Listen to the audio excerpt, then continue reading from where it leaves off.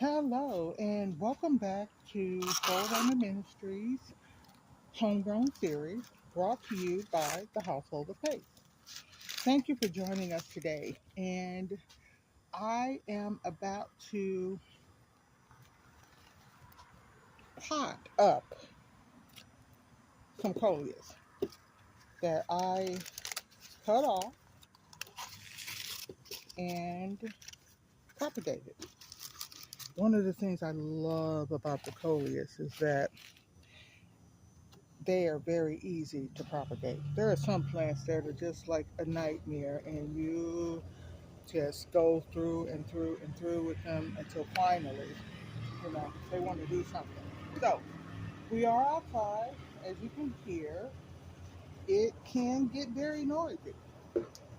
So, but right now, thank God, no one is mowing their grass or revving their motorcycle or anything like that, which usually happens. All right, so I've got everything in place. I want to use just a little different mix of soil from the last one.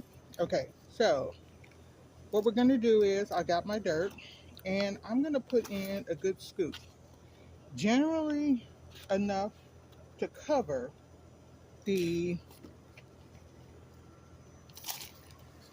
filter, the baking cup. This is what I'm using for the small ones, and standard coffee filters for the larger plant. All right, so I always want to make sure that I put enough dirt in there to pretty much cover, like I said, the cover. And the reason we do this is because they won't leak so much dirt out of the bottom of them. And because you find that most of your soil can wash away after a while. I'm going to go ahead and do this for all of them. I do have two different species here. No, don't ask because I am not sure which ones they are. If I can look them up, I'll put them in the description later. So this one I did have a little problem with in this little thing where I cut it because it didn't want to root. I was like, what is going on with you? It just did not. It wasn't getting water. So I shoved it all the way in there. This is one plant that you really don't have to worry about the leaves rotting. As you can see, they're fine, and you can see the new roots right behind them. So I'm going to take this one and we're going to put it in this pot here. Okay, just sit it in there. It's good.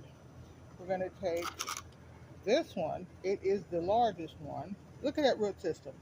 And this is only like about a week's growth.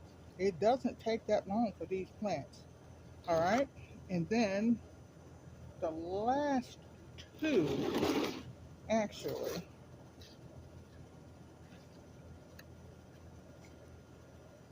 all right, I'm going to put this one in here. Oh, I have four. Sorry about that. All right, so this is the pot the lantana came out of over here. So I'm going to do that up right quick. You've seen what I did. It's not a big deal. Explain to you why I put the little baking cup in the bottom. Okay, now, so that's going to be four. And no, I am not going to put a tag in them. I know what they are. So I don't have to worry about that. So this is the little better dirt that I'm going to put in here. It's got a good mix. Okay. One of the things that I've learned is you do want to pack it a little heavier, and see some of that dirt from the side, you know, it's not going to keep all the dirt from coming out. Some of the dirt was already in the pot. Don't worry. But trust me, you'll save a whole lot of dirt, whole lot of mess, whole lot of cleanup by doing it this way. Or using paper towels. But Like I said, the coffee filters and the baking cup filters are perfect in size. There we go. Let's put the rest of this in here. We are almost done. This takes about 10 minutes, and that's for 4 plants. And I'm doing this in real time, not speeding up.